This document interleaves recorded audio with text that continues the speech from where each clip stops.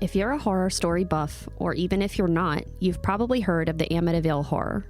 The house haunted by violent, terrifying spirits, so bad that famous paranormal investigators were called in to fix things. The walls bled, flies swarmed the rooms, and people were levitated from their beds. But what you may not know is that the story of the Amityville horror is based on a truly horrific event that occurred in November of 1974. Imagine sitting at a bar, sipping a drink and maybe chatting to those occupying the bar stools around you. Suddenly, a young man bursts through the door, shouting that his parents have been murdered.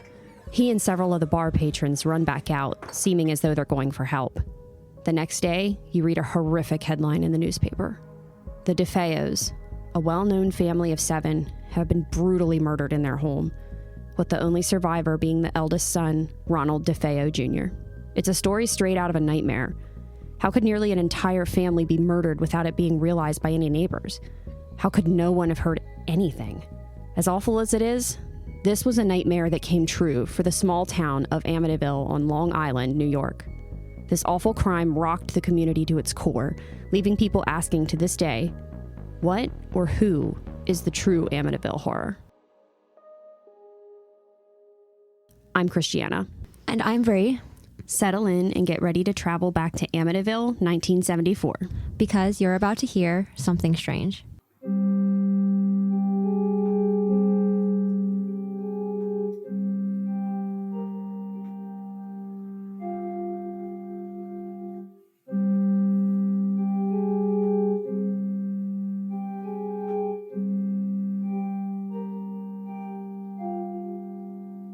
Welcome to episode 31, The DeFeo Family Murders.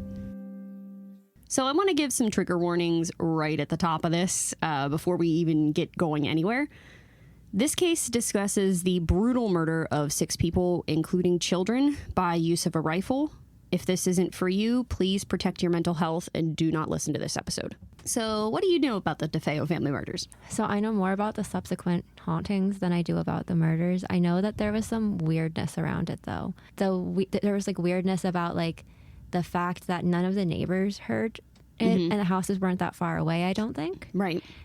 The positions of the bodies didn't make a whole lot of sense. It was no one was woken up by the gunshots, but everyone was, unfortunately, murdered via firearm, correct? Yeah. Okay. Yeah. It was brutal. And there was some weird, he was making some weird claims that could either go psychosis or supernatural. Yes. Okay. Yeah. And we'll get into all of that. That's what I remember. Oh, yes. So I'm going to give a brief overview here. On November 13th, 1974, Ronald, a.k.a. Butch DeFeo Jr., murdered his mother, father, 2 sisters, and 2 brothers in the middle of the night. The murders occurred in the town of Amityville on Long Island, New York, at the infamous address, or now infamous address, 112 Ocean Avenue. Butch claimed that he heard voices from the house itself telling him to murder his family, and stated that he couldn't stop once he'd started. And the murders and the supposed hauntings and paranormal investigation that came from them eventually inspired the story, the Amityville horror. But I'm not going to go too deeply into that side of it. It's related, but I'm going to be talking strictly about the murders today. And again, I say, guys, this is going to be a brutal episode. Like I said, trigger warnings right off the top. We're going to be getting into some nasty details. I tried to keep it from getting too nasty, but so who were the DeFeo family? The DeFeos were a large family, including parents Ronald and Louise, along with 2 daughters and 3 brothers. Ronald DeFeo Sr. was a car salesman and was 43 at the time of the murder. Louise DeFeo was 42. The eldest sister was Dawn, who was 18. The youngest sister was Allison, who's 13. And then there were the 3 brothers. Ronald DeFeo Jr. was the eldest brother, and he was 23 years old. And the 2 younger boys were Mark, who was 12, and John Matthew, who was only 7 years old. How many children and family members was that total? 7, including Ronald Jr. Because there was 6 individuals who died in the attack. Correct. But he was the 7th family member. Right. It's earlier. So usually we're recording at 12 hours from now. Yeah, I know. It's we're throwing off our routine all over the place here, guys. Because we're doing something fun after this. So the family originally hailed from Brooklyn, New York, but they moved to 112 Ocean Avenue on Long Island in the early 70s after Ronald Sr.'s father offered Ron a job at his car dealership. And from the outside, the family seemed very community involved, regularly helping their neighbors and becoming close to them. I referenced an A&E article for some of this, and that article stated that Ron Sr. regularly gave rides to a neighbor so that she could get to her job, and that the family, quote unquote, looked after a different neighbor whose husband had passed away, so she was a widow. So they seem like they were pretty stand-up people. From the outside. At this point in time, it seems like they could be very stand-up people, but also like you never actually know what goes on. Right, exactly. Except we know what goes on in each other's lives. Yes, yeah. But like in general, you don't really know what's happening in your neighbor's house. That's very true. Absolutely. So this was a devout Catholic family, like I said in the open. They would hold Sunday prayer huddles by a St. Joseph statue outside their home. And Louise even christened the home High Hopes, and the family had a sign outside the home that said that. All I can think of is the Panic at the Disco song. Right.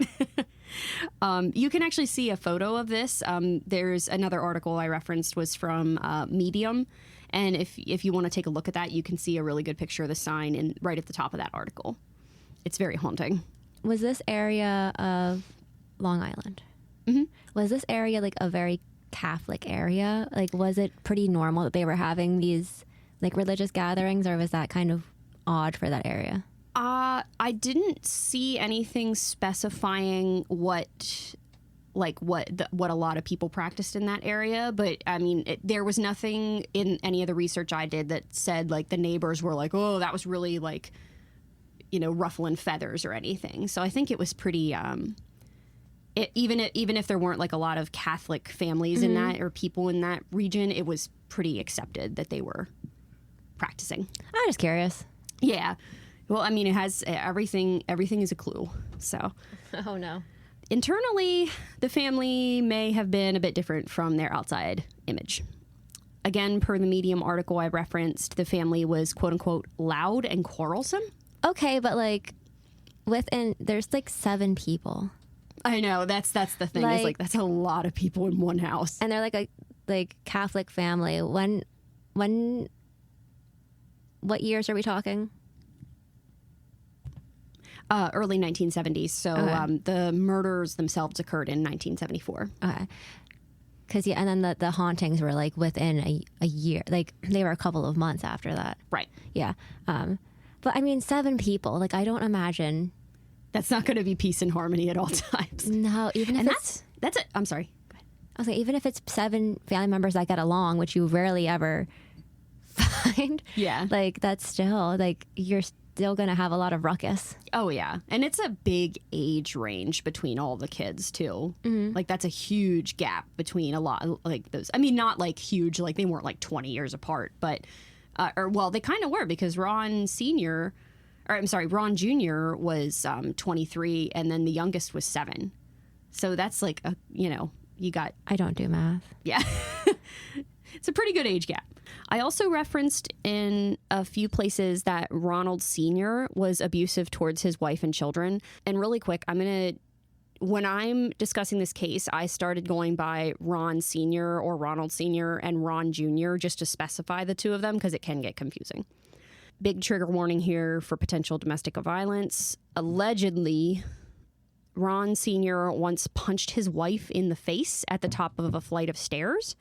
And then that subsequently knocked her backwards down the stairs. Holy cow. Yeah.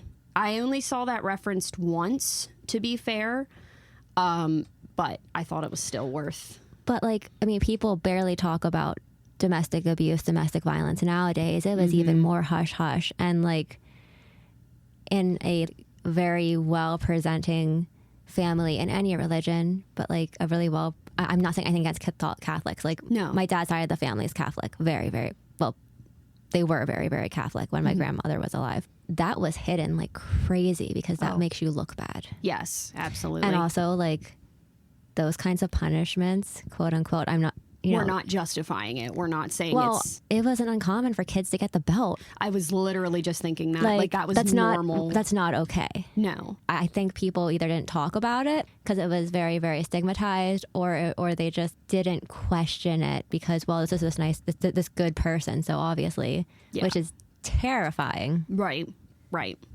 Sorry. Oh, you're good. Actually, that's a good segue because I wanted to put a direct quote in here from the A&E article I referenced. This article interviewed a person named Paula Arubo, who was friends with the eldest DeFeo daughter, Dawn. And Paula did not describe Ron Sr. as abusive, but she did say he was domineering.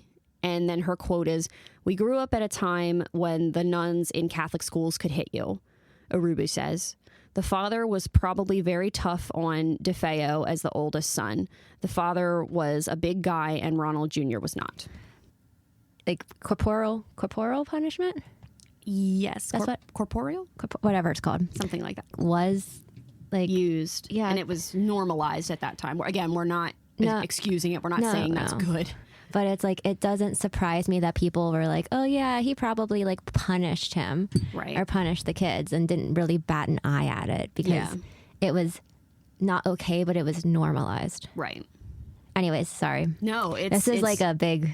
No, it's a big part of this story, and it's possible that this abuse did play a role in Ronald Jr.'s story. Ron Jr., just to get a little more into him specifically, was born September 26th, 1951. And from a young age, he seemed to act out differently from the rest of the family. Paula, back in the article I referenced, was described Ron Jr. as a quote-unquote black sheep of the family. When he was only 13 years old, he supposedly attacked his grandfather, which led him to being taken to a child psychologist. Before he dropped out of high school at 17 years old, his classmates believed him to be aggressive and a quote-unquote spoiled brat, and this is per the A&E article.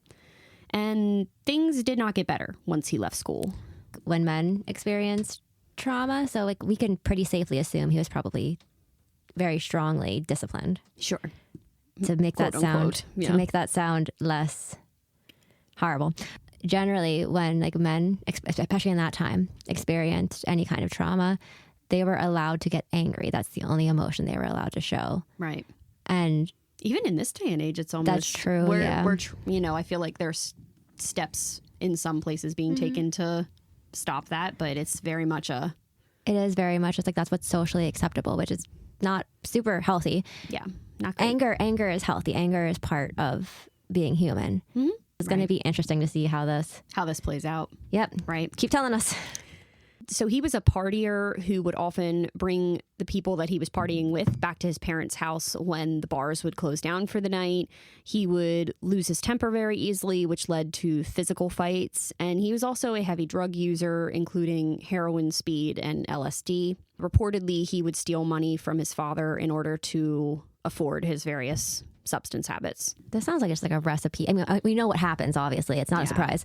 But this is such a recipe for disaster. And I know like a lot of people use substances and alcohol to cover mental health symptoms. Once again, I'm not like, I don't want people to think that I'm like giving him an out. No, but it's just a stew here. We're just stewing. I'm trying to like conceptualize what the heck leads someone to do this type of... Yeah. There's they say this on the Morbid podcast a lot, and I love this phrase. It's like, feel bad for the kid, feel bad for the person that was treated like crap. Don't be feeling bad for the person that made the decision to go out and take other people's lives. Oh, exactly. Because I think understanding context can really help make sense of things like tragedies. It doesn't excuse actions. Like we can't choose what happened to us. Right. But you can choose how to react and how to move forward. And that's, some people have a very, very hard time with that, any of that. But it's, reconciling those two sides of a story. So overall, whether or not Ronald Sr. was actually abusive to his family or just constantly butting heads with his eldest, the household I don't know how happy this household was. There was also a bit of an inciting incident. At least that's how I read it. 2 weeks before the murders, Ron Jr. and a coworker had been sent to deposit several $1,000s for the car dealership at the bank, because at this point, Ron Jr. had, so Ron Sr. had a job at his father's car dealership, and Ron Jr. also had a job there at this point. Okay, so he got his son a job where he worked. Correct. Yes, at this car dealership. Okay. So 2 hours later, the two young men returned to the dealership and claimed that they had been robbed, but there were some problems with that story. Neither of them could give a description of the thief, which, like, okay, if he had a mask on, something like that. Trauma messes with memories, too. Yes. They also could not account for where they were over the 2 hours they had been gone. They could not give their whereabouts. Well, that's problematic. Yeah.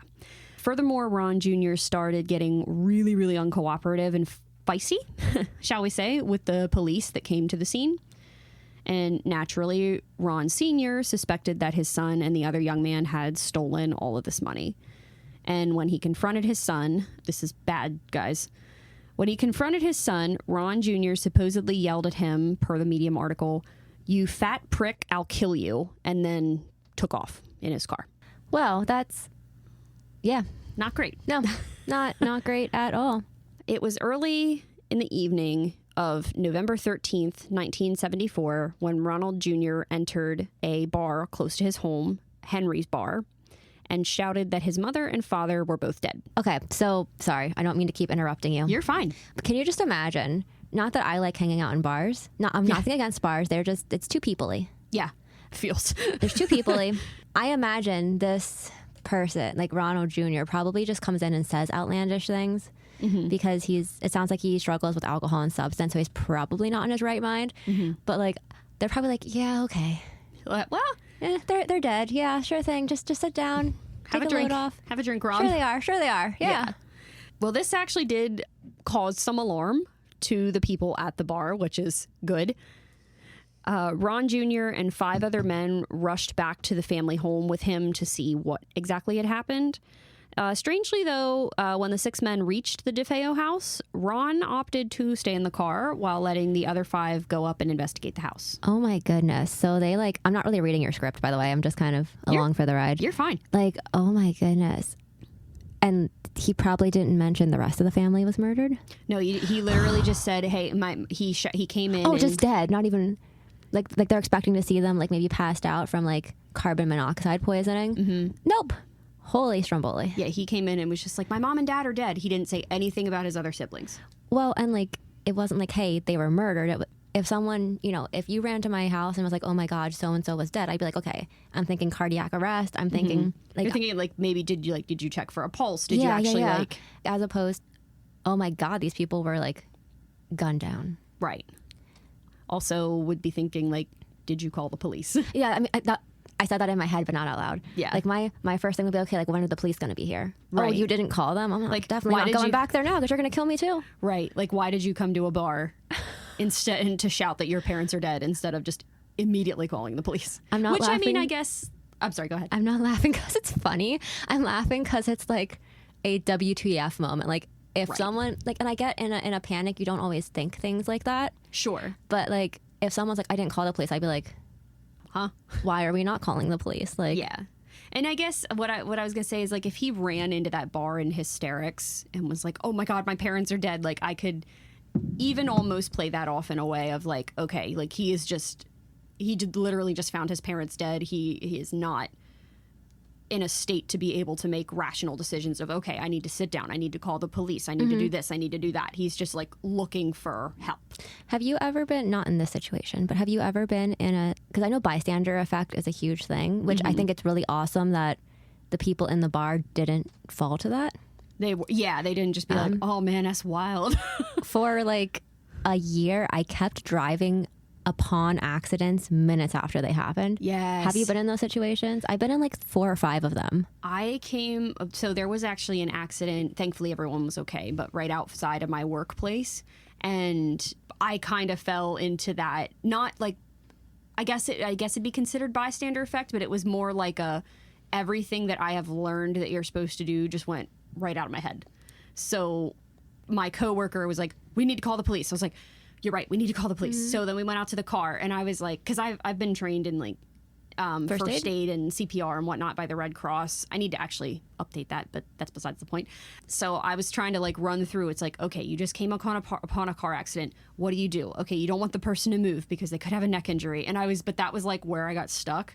So this poor girl, this poor person, I went to their window and they were very, very shook up. And the one thing I remember I did tell them to do was, okay, can you go ahead and put your car in park? Because that's really important. But then I was like, everything from there, I was like, okay. So I think because I'm given lots of hints at what I do, guys. I think because I can deal with some very high intensity situations at work. I'm not an EM. I'm not a first responder. I've been trained out of bystander effect. But there were 2 car accidents that I've come across that are like the biggest ones. Like one, I literally heard the bang, but I didn't see the accident. And it was scary. I saw the tire still rolling and the car was starting to smoke. And it was these 2 kids, teenagers, flipping out. And I was like, so I went over, I was like, okay. I was like, does anyone have any, like, you need to get out of your car, it's on fire. Like, I was like, does anyone have any back, neck, head pain? They both said no. I'm like, get out. Like, then to sit down over in the grass. So it was like a young couple in their teens. The girl was, I hope they're okay. Yeah. The girl was just very, very like having a panic attack. So I'm talking this teenage girl through a panic attack, and the boy is like, what do I do? And I'm like, if it is safe, get your insurance card. I'll call 911. And he was like, do I have to tell my mom? And I'm like, eventually, yes. Right now, you need to talk to the police. And then the cop was like, did you see? I'm like, no, I just happened behind afterwards. Yeah. And then another one was I was going to my old job, and I, once again, just missed an accident. And another, like, maybe in 20s, young person, someone cut them off and T-boned her, basically. Yeah. There happened to be, like, someone who, like, was an off-duty first responder or something next door. So I went over to the girl who was having big emotions. He went to the other person. And then the EMT show up. And they walk over to me and they were like, you have this handled. We're going to go check on the other person. I'm dead. Because they're like, good luck. Well, no, because they were like, do you work in X field? And I was like, yeah. Right. And they're like, and there's no injuries. They checked her and they're like, we're going to go help this person. We'll come back to you in a second. They're like, you got it. You got it handled. You're fine. Like, I was like, I know. Is it scary when you're in those so situations? Scary. Her car was totaled. Yeah. There's no way. Yeah. Okay. Anyway, sorry. Oh, you're good. DeFeo, Ron Jr. stayed in the car and let the other 5 go up and investigate the house. And when the men found the bodies of the parents, I got some conflicting information here. I'm not entirely sure if they found just the parents or if they also found the rest of the siblings.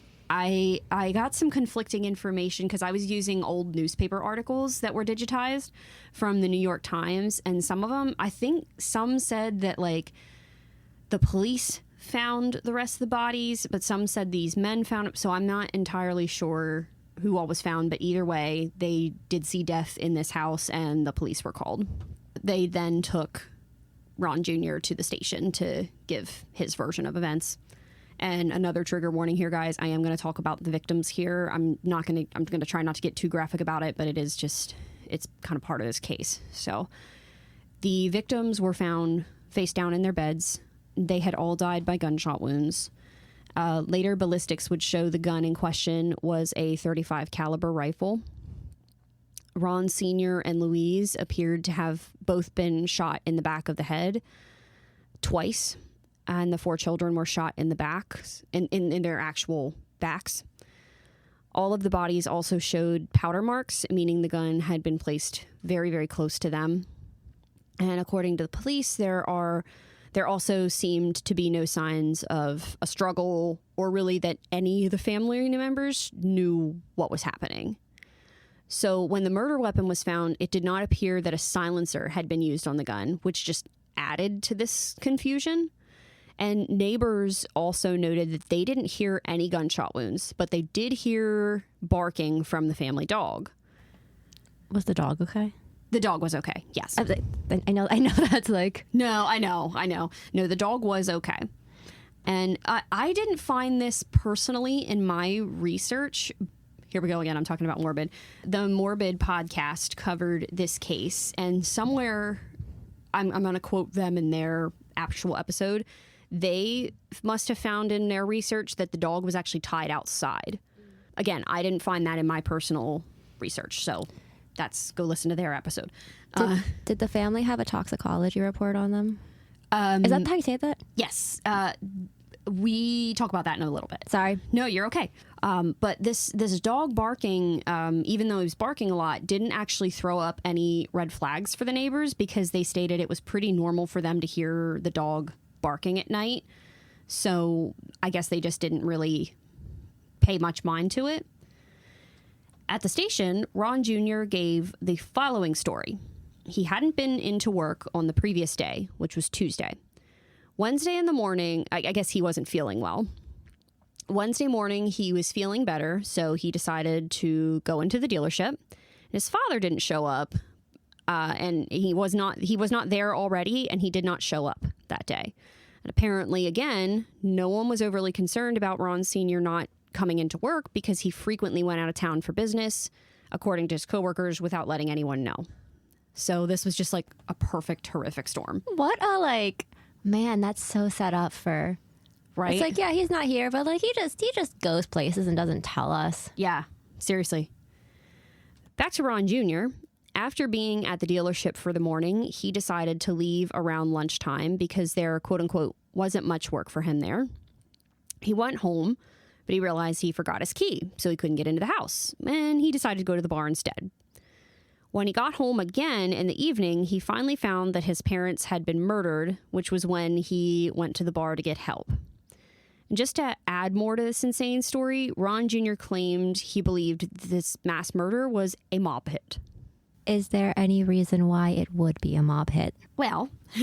am I segueing us in? Yes, you are, actually. It's beautiful, perfect. Beautiful. Not even looking at the script.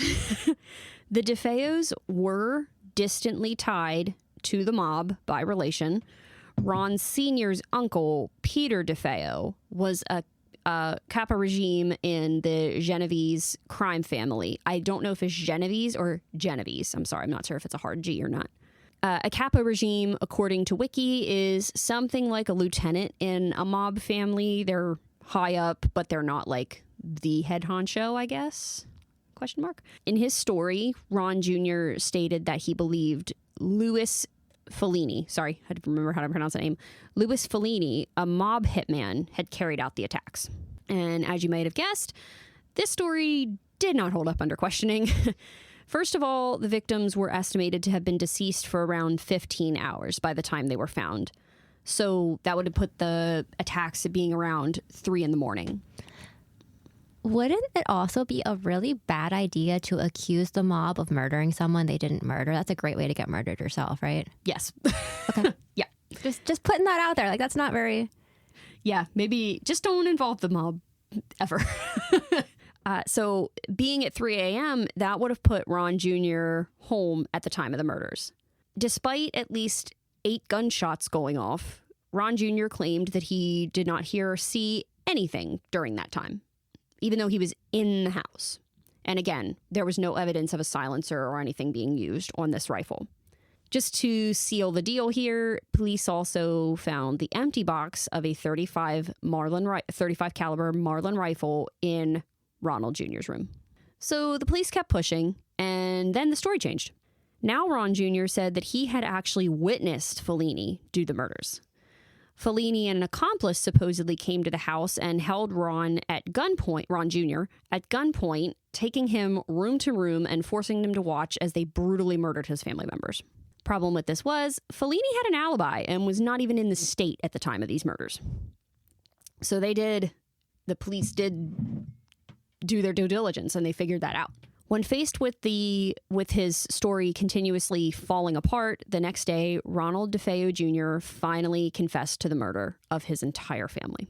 So, what actually happened? Ron Jr. said to police, quote unquote, "Once I started, I just couldn't stop. It went so fast."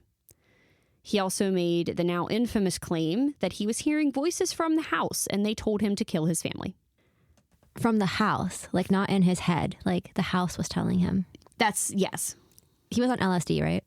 He was known to be, I believe, using LSD and heroin along with alcohol. I don't know about like all three at the same time. But. I don't know a whole lot about. I don't have a lot of training in substance use, but I imagine that can cause all kinds of things. Sure. Yeah. Okay. The house is telling him to murder his family. Yeah. Keep going. After he had gone room to room murdering everyone in the home, he tried to get rid of any evidence. He showered and changed into fresh clothing. He collected the rifle cartridges, the rifle itself, and his bloodied clothing and shoved it all into a pillowcase. After that, he disposed of it all in Brooklyn on his way to work. One source that I read said he threw the rifle off of a dock, like towards the end of his street, and then the rest of it he shoved in a storm drain in Brooklyn. So, did they find it? They did. I believe they did end up finding the rifle. Yes. I feel like that's a really bad way to get rid of like evidence. Yeah. He did not think this through. Obviously, which is good. Which is a good thing. Yeah, that's true. So yeah, this is it's a mess. And can I just point out, he showered in a house where 6 people were just laying dead in their beds. I mean, that is shocking, but it doesn't surprise me for the fact that he just brutally murdered them. 6 people. It just, like, the disassociation there to be able to do that, but then just be like, okay, I got to take a shower now. Dang, that's wild. That always, those kind of details always just are like, ugh. Like what? Yes. There was a New York Times article published on November 18th, 1974. And in that article, Ron Jr. claimed to police that he had drugged his family members' dinners with barbiturates, which would knock them out and make the job of murdering them easier. And I thought that this made sense considering there was no sign of a struggle. But according to Wikipedia, this was not actually the case. Police, quote unquote, found no evidence of sedatives having been administered. So they must have done some form of toxicology report based on that. And I also only saw that he claimed to have drugged his family in this single newspaper article. And the medical examiner that was interviewed in that same article did not confirm that they had found any drugs in the victim's systems. So it sounds like he did just make that up, I guess. Which I don't know why he would have made that up. That is such a weird detail. Yeah. This whole case is weird. It just is strange. I once again wonder if the substance use is making his or if there was, even if there was, did he ever show any remorse?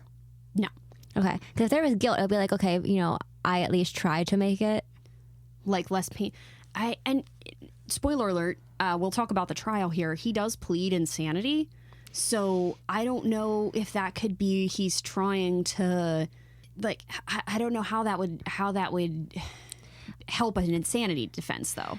I mean, if he is back and forth so much and he's like, oh, I did this, but I didn't, like, if he's not in touch with reality and not able to identify what actually happened or what he just thought about, yeah, that could bring into questions of, like, was he in his correct state of mind at the time of the murders? Also, I don't know how it worked then.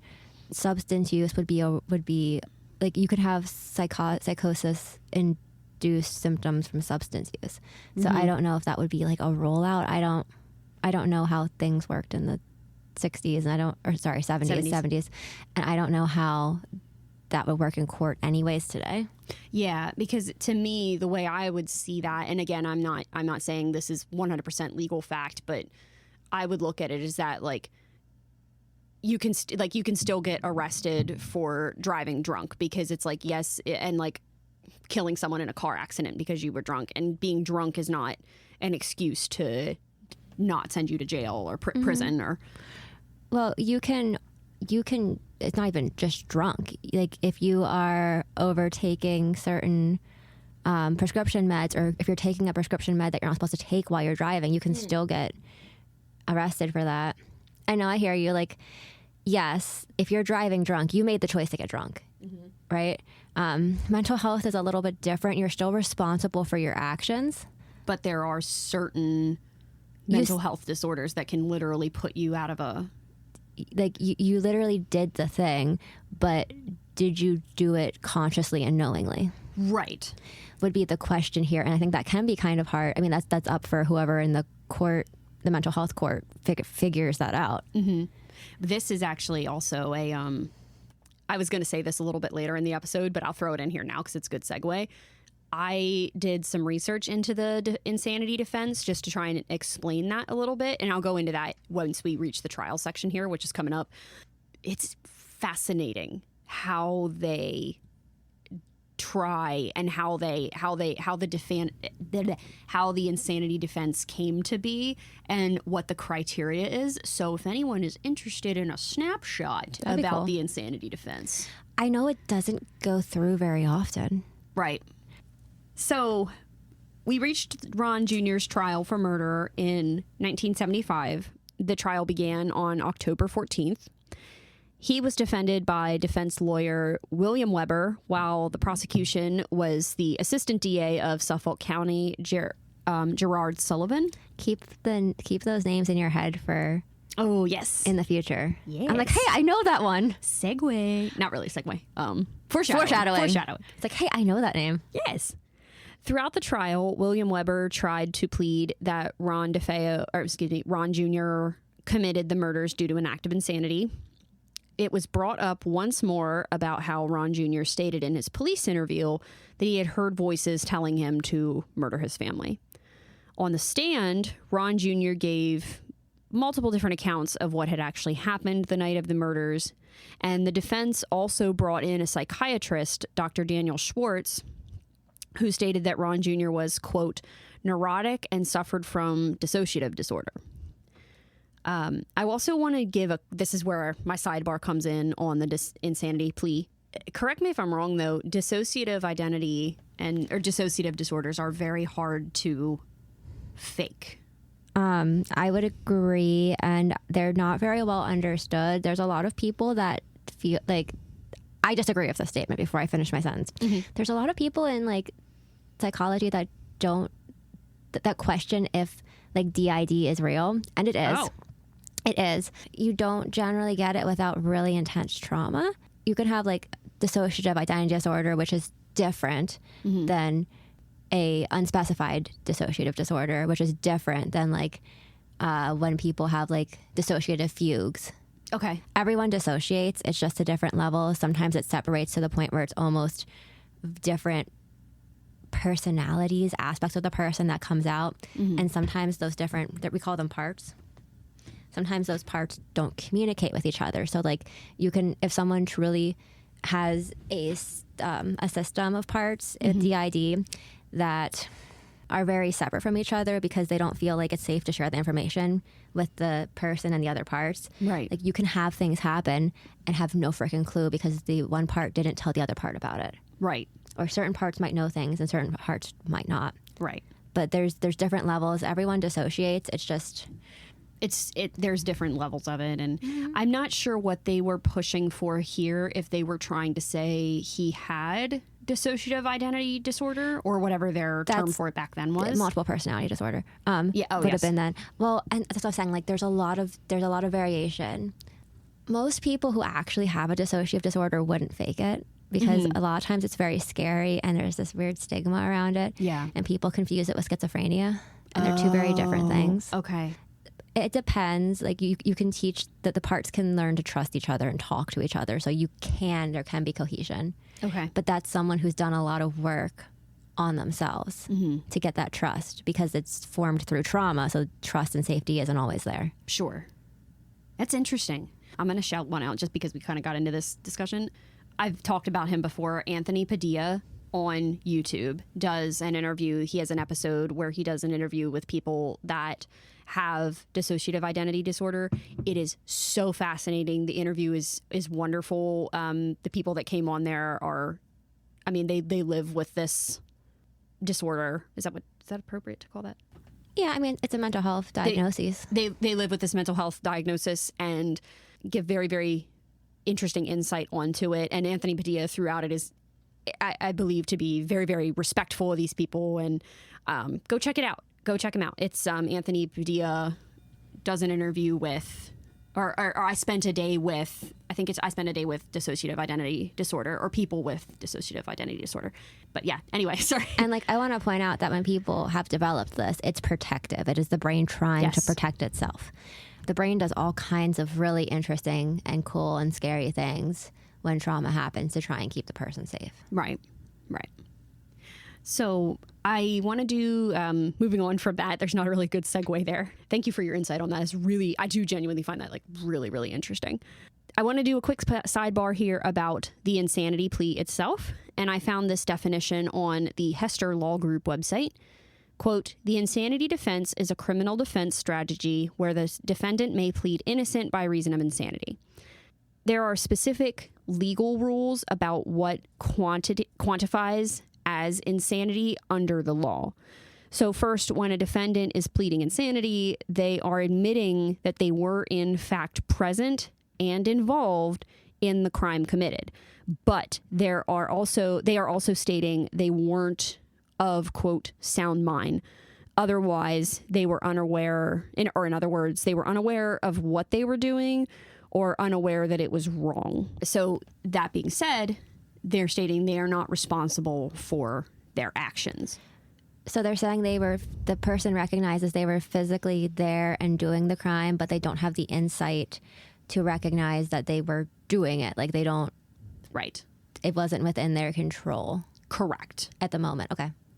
And this is not the same as the diminished capacity defense. For the sake of not getting too deep into the weeds here, I won't go super deep into that. Just for the sake of the definition, the main difference between these two defenses is that the insanity defense states the defendant is pleading not guilty. The diminished capacity is inherently a plea of guilt, but they're pleading guilty to like a lesser crime, I think, essentially. In cases where the defendant is pleading not guilty by reason of insanity, it's the defense's job to prove that their client is or was, at the time of the crime, legally insane. This could be due to a number of reasons, including but not even slightly limited to a severe mental health illness or a traumatic event. I mean, I would even say that they might be able to, like, if someone had brain damage issue, like a TBI. Oh, yeah. Like, there's a very long list. Sorry, did you finish your thought? I didn't mean to cut you off. No, I was looking at the glowy ball over there. Sorry. Oh. My brain is soup, and it's not even good soup. It's probably clam chowder. Oh, you don't like clam chowder? I like clam chowder. I just don't like clams. Like, I like the chowder part of it. Yeah. Side note, in Humboldt County, when I went to California with my friend, we had the best clam chowder I have ever tasted. I love that for you. Random side note. Shout out to Trinidad. I miss the town of Trinidad. Okay, anyway. No offense if people like clam chowder. It's the texture of the clams that I can't do. Back to the insanity defense. There's a lot more involved with this. For the sake of this case, I'm going to leave it rest there. But I said this earlier. Again, I say, if you guys would be interested in a snapshot on this, let us know. Because I had a lot of fun researching that. It looks like there's a lot that is involved in the history of the insanity plea and just interesting. Back to the case, Ron Jr. was pleading insanity. And all that being said, the prosecution was not even slightly intimidated by this defense. The prosecution had their own psychiatrist that took the stand, Dr. Harold Zolan. And Dr. Zolan argued that Ron Jr. did not suffer from a dissociative disorder, but he actually had antisocial personality disorder. That also tracks. Mm-hmm. That's kind of, I think I said earlier, personality disorder. Mm-hmm. That being said, this meant that Ron Jr. was not, quote unquote, insane at the time of the murders. He was perfectly aware of what he was doing and that it was wrong. And it was also brought up in the trial that while Ron Jr. was a heavy drug user, being under the influence would not render Ron Jr. to be, quote unquote, insane while committing these crimes. Exactly, because he's choosing, like, I know addiction is a disease, but you still are making the choice to take the substance. Someone's life, yeah. And then whatever happens under that substance. Like I said, if you unfortunately kill someone in a drunk driving accident, you're still responsible. Right. The prosecution also argued that the crime was financially motivated. And at one point, Ron Jr. apparently asked police how to collect on his father's life insurance policy. What a thing. Just make yourself look guilty. Yes. And they also suggested that Ron Jr. was interested in obtaining a large sum of money in the family's lockbox. Man, just digging yourself a hole. Yeah. So this trial went on for 7 weeks. And after those 7 weeks, the jury retired for deliberation. They deliberated for 2 days, and then they returned with a verdict. Ronald DeFeo Jr. was guilty of the murder of his entire family. On December 4th, 1975, Ron Jr. was given 6 sentences of 25 years to life by presiding judge Thomas Stark. And from there, Ron Jr. was transported to Sullivan Correctional Facility in Fallsburg, New York, where he remained for the rest of his life. And unfortunately, that's not the end. Throughout his prison stay, Ron Jr. continuously tried to maintain his innocence, even trying to get a new trial at one point. And he did this by saying that his lawyer, William Weber, coerced him to take an insanity defense because his lawyer could then capitalize on potential movie and book deals based around the murders. But, like, would you actually need an insanity defense for that? Like, you could, yeah. Anyways. He was grasping at anything he could. He also continued to come up with varying stories about how the murders occurred that absolved him of all guilt. Oh, what are some of these? So listen. One of these stories was actually implicated his oldest sister, Dawn. Okay. He stated that she was the one that actually murdered their siblings and that he had to kill her in self-defense. But wasn't she found in the same way as the other siblings? Yep. Okay. Yeah. In this same story, he apparently stated that Dawn was, quote-unquote, conspiring with him to kill their parents. That's a different story. That is a different story. The story of Dawn murdering their family was actually a story Ron Jr. told in court as well. According to court records, he stated he came home to find that Dawn had murdered their parents and siblings. On this horrific discovery, he then flew into a rage and murdered her. Where were her remains found? In her bed. Face down. Face down. And there was no evidence of her being moved. No. Okay. Another story was that Dawn murdered Ron Sr., at which Louise, their mother, was so distraught that she murdered Dawn and then her other 3 children. We're just pointing fingers at everyone. Yep. Ron Jr., on seeing all of this, then killed his mother. And you may ask, why wouldn't he say that in his trial? Like, if this truly happened, why wouldn't he say that? He took the blame because he was afraid of the mob killing him. So he brought the mob back into it. They're back. Oh my gosh. Okay. He claimed that he was too afraid to say anything bad about Louise because Michael Bergante Sr., this was his grandfather on his mother's side, and Peter DeFeo, you remember me saying was Ron Sr.'s uncle, would kill him. So wait, there was mob connections on both sides? I got a little confused about that. I don't know if it was mob connection with the grandfather or if it's just because that's his daughter. But either way, he apparently tried to implicate both of those people again. Or not implicate, but like... Let's just keep... Involve everyone we can possibly involve. You know what? It was the dog. It was the dog. Yep. If that's in here, I'm going to just like... The dog is not in here. Okay. I also just came up with a really bad joke. And like if that's the case, I'm gonna walk out of this room. If that's one of his stories. At the same time, Ron Jr. threw 2 other people into the mix. Of course. One, Geraldine Gates, who he claimed was his wife, and her brother Richard. Is she a real person? She is real. Was she actually his wife? At some point? Question mark. How old was he? 23 at the time. I mean, I was also married at 23, so yeah. And this was also like at some 70s. point. So like, he stated the 2 of them had been living together in New Jersey, and that the only reason he came over to the DeFeo household was due to a call from his mother. But wasn't he living? Wait, hold on. How far? Hold on. So, depending where in New Jersey, but he was still working at the car dealership. Yep. But he was living at the house, but he was living in New Jersey. Yep. Okay. But he was also supposedly home at the time of the murders. So, riddle me all out. I'm not laughing because it's funny. It's the mental gymnastics. It's because it's stupid. Did. Yes. Like, correct. Not the murders, but this man just give it up, dude. Yeah, so he came over to the DeFeo household because his mother called. And on this call, she told him, supposedly, that Dawn, the sister... She's back again. ...and Ron Sr. were fighting, and that Ron Jr. had to come and break it up. Okay. He even went as far as to say Richard, the brother of Geraldine, drove with him to the DeFeo household and could corroborate his whole story. Wait. Who's Richard, the brother? Geraldine Gates' brother. So that's Is he real? We'll get there. Okay. I'm like, wait, there's another name. Who is this person? We'll get there. I'm so confused. Okay, keep going. In 1990, Ron Jr. decided to file a 440 motion. What's a 440 motion? I literally have in my notes, what the hell is that? According to Brustein Law's website, a 440 motion is, quote, a motion to vacate judgment. What does that mean? Essentially, it can allow a case to be reopened or vacate a conviction based on a legal error. So in this case, Ron Jr. once again used the story of being married to Geraldine and her brother being able to support his story. How many years later is this? 1990. So this is almost 20 years. I was almost born by that point. Yeah.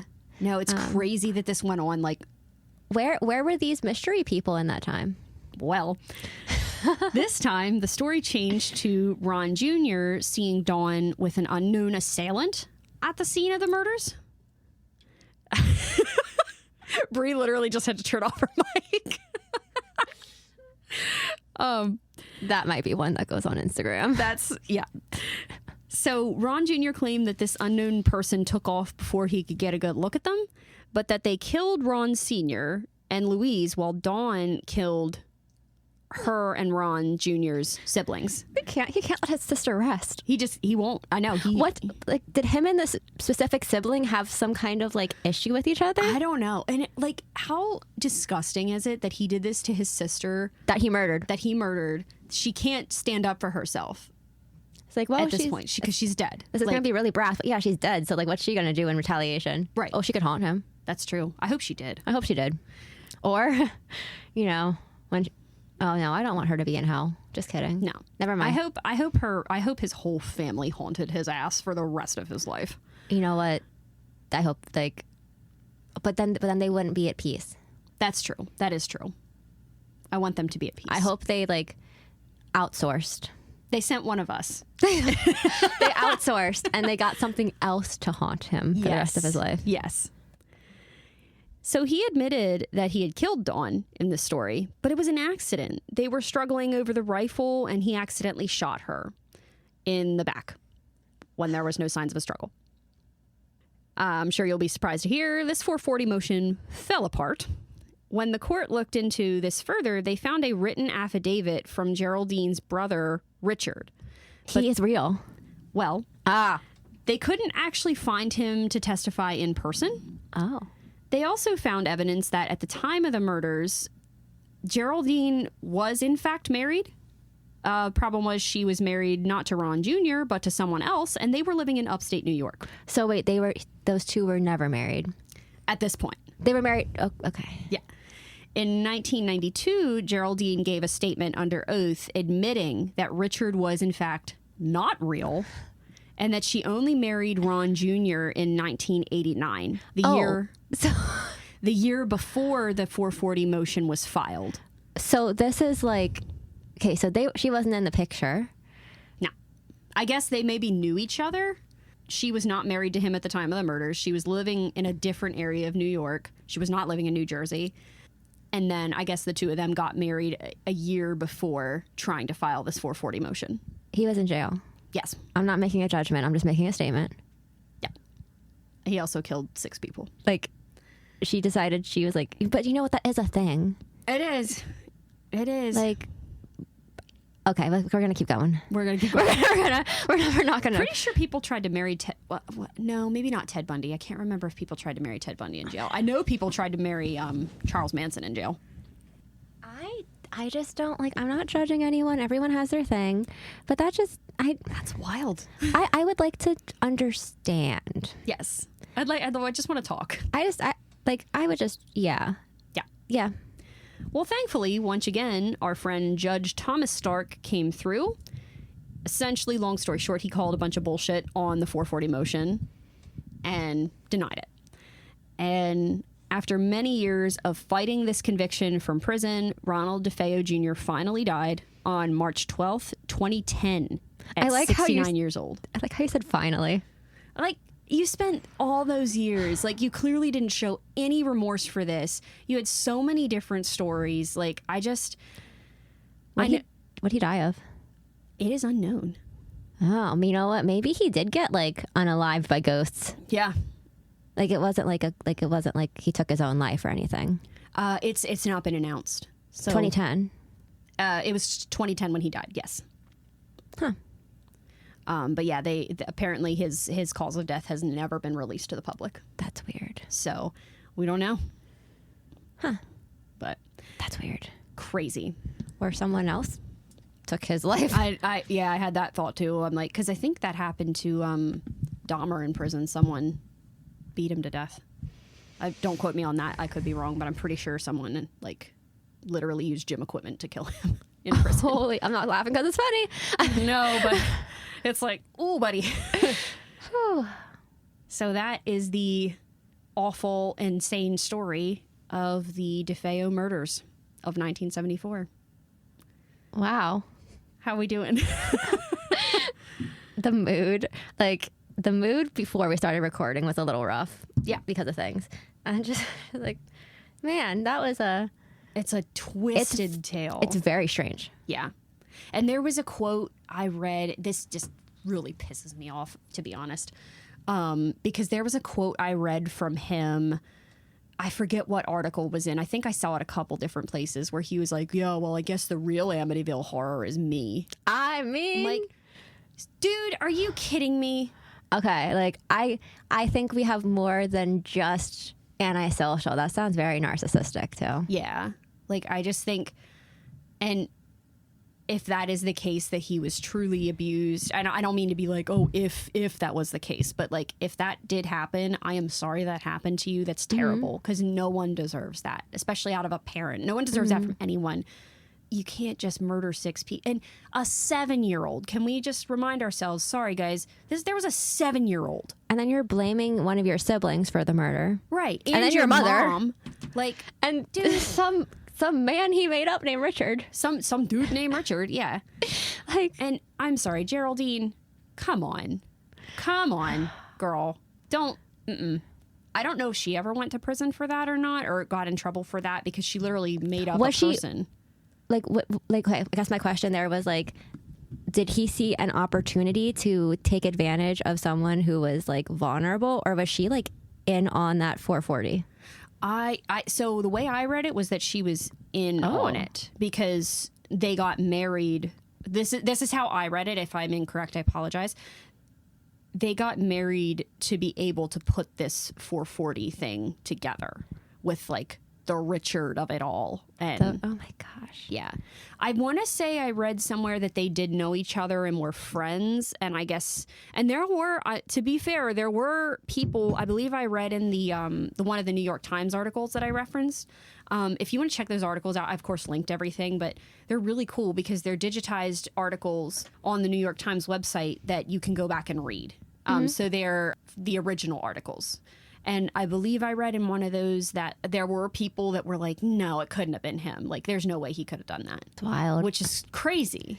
People surprise you, though. Yeah, absolutely. I mean, even if he had a psychotic episode, it lasted until he died. Yeah. He was just trying to... That's what more gets me about it, is he was trying to cast blame on everyone but himself. And so many different stories, like, buddy, I'm sorry, give it up. Because I know it would probably, if you are someone who has a lot of empathy, but like people who have like narcissistic personality disorder and antisocial can have empathy, but they don't have empathy like someone who doesn't. Mm-hmm. I could imagine if someone felt some kind of guilt, but they were really uncomfortable with it, they would almost make themselves believe their lies, whether they had a personality disorder or not. Right? But like, that's a long time to keep up that. Yeah, to keep that up. I couldn't imagine. But I also have too much empathy, so. It's a crazy, crazy, crazy case. Did you have any other closing thoughts? I think I got most of them out during the episode. Yeah. Shall we do questions? Sure. What drew you to this topic? I think I told you we're doing this. The Amityville case is so strange, from the murders to themselves to the haunting that happened after. And I thought it would be an interesting case to start the new year off with a bang. I didn't force her to do this. I just gently suggested it would be a cool two-parter, which we'll get into in a second. Yes. Welcome to the new year, guys. Yeah. Oh my God. Oh boy. That was my idea too. This is why I shouldn't be in charge of this part of the things. No, you're fine. Was there anything that you wish you could have researched more into? The insanity defense, because there was a lot more involved than I thought with that. And it's really, really interesting. And what did you find the most strange about this topic? How the murders occurred, because it's so strange that there didn't seem to be a struggle. Nobody woke up. Nobody heard anything. All the victims, like how they were found, like it's just weird. And there didn't seem to be... I did see in some places, like potentially one of the family members might have been like at least slightly aware of what was going on. And then there was nothing in toxicology or something that they wouldn't have screened for, maybe. That's true too. Right? Yeah. It's just weird. And I would assume he would have had to move the bodies, even if they were let's suspend disbelief here for a minute and say he did drug everyone's. Mm-hmm. He would have had to drag them into their beds, put them face down. It's just weird. Well, my thought is, what if he drugged their dinner? Mm-hmm. Everyone gets sleepy, goes to bed early, and then he turns them over. Yeah. In their beds. He didn't necessarily have to put them in their beds. That's true. And I just thought of this. If that is what happened, if he turned them all over like that, he very much dehumanized them. I can't look you in the face while I'm doing this. I wonder if that was part of it. I can't. Yeah. It's weird.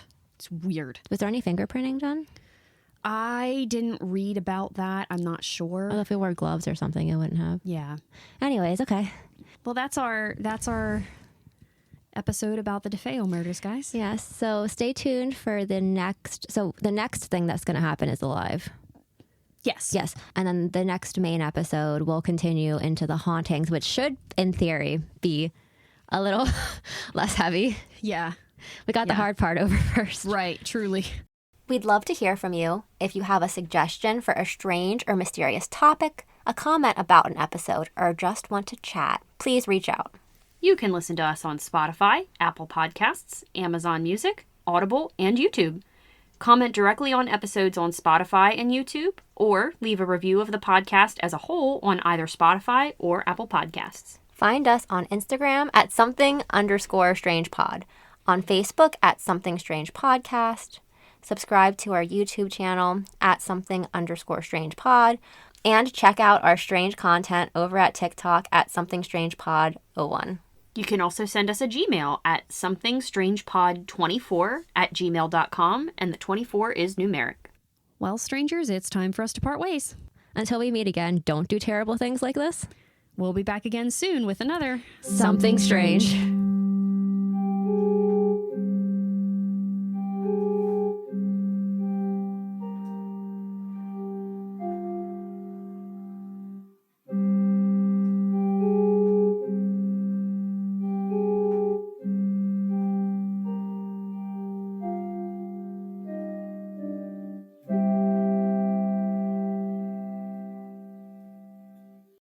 If you're anything like me, you're always hunting for stories that make your skin crawl in the best way. That's why I have to tell you about Grimly. Every week, they dig into the unholy, the unsolved, and the deeply unsettling. From chilling true crime to eerie tales that blur the line between fact and folklore. The production is hauntingly good, the storytelling absolutely captivating. It's the kind of podcast that stays with you long after you finish listening. So if you're ready to explore the darker side of history and humanity, subscribe to Grimly wherever you get your podcasts. Just don't say I didn't warn you.